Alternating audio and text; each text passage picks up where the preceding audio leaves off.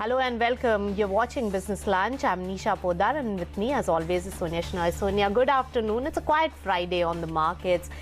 It's flat on the frontline indices like Nifty 50, Sensex up. There's just a green tick as a consolation to the markets. What is really not doing well is the bank Nifty. That is the bigger driver downwards, while it is the mid-cap index which is holding up above 0.5% higher. So therefore the market breadth is really saved because of the broader markets really being in the green, and therefore the inclination is more towards the advances, Sonia. Oh, absolutely. And for viewers who perhaps just joined in, IndusInd Bank is the one that we're going to be totally focusing on this afternoon. It comes out with its numbers anytime now. And the stock, remember, has already rallied about 12% from the lows that it saw in the month of June. It's also holding up quite well because this is the first time that the results will come out with the merged entity. And the expectation is that things would look good. 30% loan growth, the gross NPAs will go down. So IndusInd Bank, ahead of its numbers, is the stock to focus on. Apart from that, you have, a couple of these stocks like Bajaj Finance that were reeling under a lot of pressure through the course of the week, continues to see a sell-off today as well. So consumption and high-valued stocks are the ones under pressure. But let's take you through all the big stocks in focus today. As I mentioned, IndusInd Bank gains ahead of its numbers. Loan growth of over 30% is expected. Net interest margins are likely to improve due to the merger with Bharat Financial. Infosys numbers are due later today. Q1 margins may come under pressure and the numbers will be keenly watched to see if there is an industry-wide slowdown in the IT sector. And Tata Motors gains over 1% after posting a month-on-month recovery in Jaguar Land Rover sales for the month of June. And SBI Life also gains over 2%, hits 52-week highs today. The stock has gained over 30% in 2019 so far. All right, let's take it to the big news of the day. And cash-strapped DHFL is expected to report its January to March quarter results for FY19 tomorrow, after it had, remember, deferred the earnings announcement earlier in June. Not just that, lenders are also charting out the resolution roadmap for this particular company, and the stock had taken a dip in the lunch hour today. So keep an eye out on that. Our colleague Ritu Singh joins in with all that's expected from DHFL. Ritu. Well, yes, after it deferred its fourth quarter earnings for the last financial year, it's not for the first quarter of this year, for Q4 of last year, this time around the expectation is that tomorrow's board meeting and the numbers will finally be presented. Last time, DHFL has cited unforeseen operational engagements, including the non-availability of a few directors for delaying the results.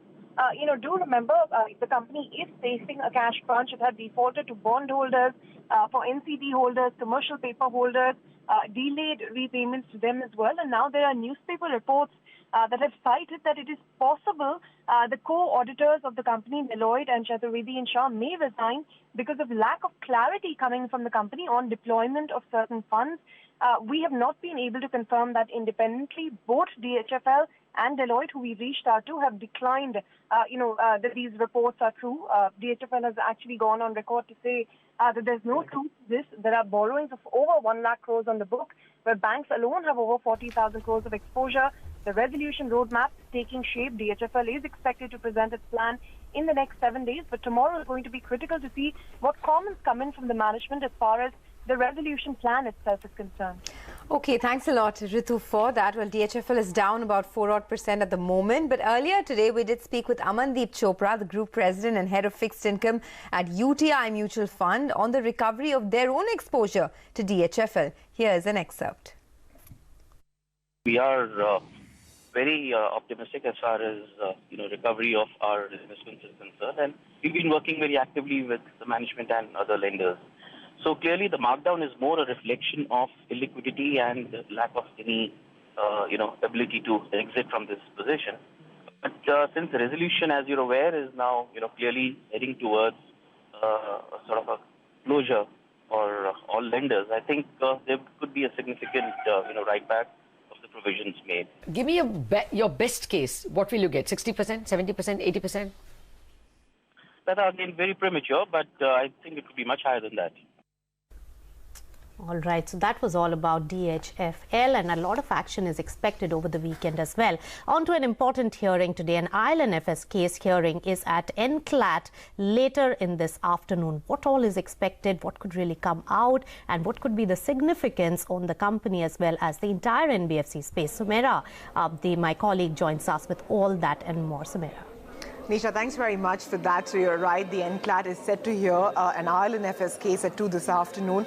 The hope in the market is that 13 of IL&FS subsidiaries, which were classified as amber, could be upgraded to green today. What this means is that once moved to the green category, they can start servicing their outstanding debt, which stands in excess of 15,000 crores right now. Remember, in the amber category, they are not allowed to service their debt. Now, banks, mutual funds, pension funds all have exposure to these amber companies. So if this move happens and they get upgraded to green, it'll be a big relief to all of these lenders.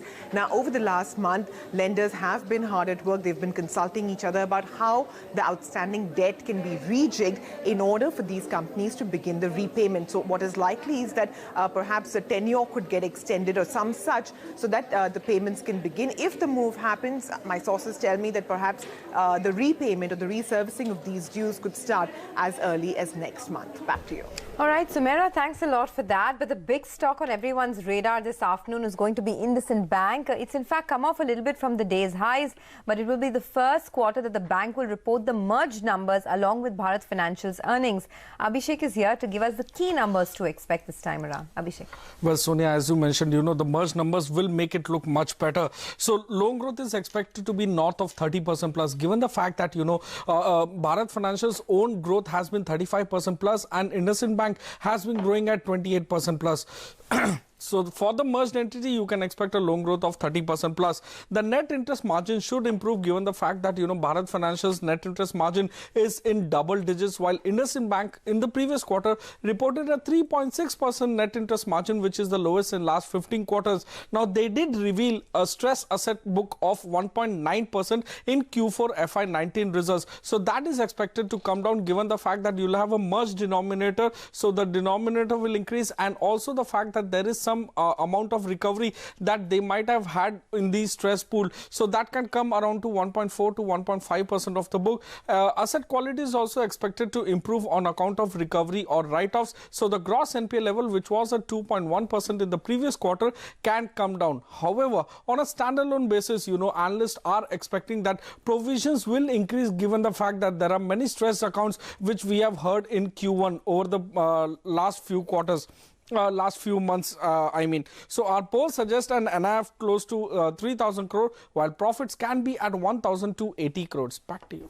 All right. Thanks so much, Abhishek, for giving us a quick heads up on what's expected from IndusInd Bank today. IIT Tech, that's another stock on our radar, and gains as Bearing Private Equity increases the open offer size for this company. Rima joins us with all those details. Rima.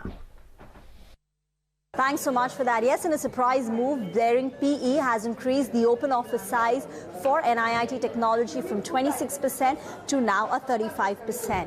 Remember, the open offer opens on Monday, on the 15th, and closes on 26th. So the question is, what prompted the move to suddenly go ahead and increase the promoter holding? Secondly, the promoter shareholding, promoter shareholding, by that we mean Bearings, as per the last available information, is close to about 35%, which means now if you go ahead and buy an additional 35% stake via the open offer, or if it's entirely successful, your stake reaches 70%. What happens then if the government actually goes ahead with the proposal to get the public shareholding or the promoter shareholding down to 65%? Then the promoters would have to go and sell it.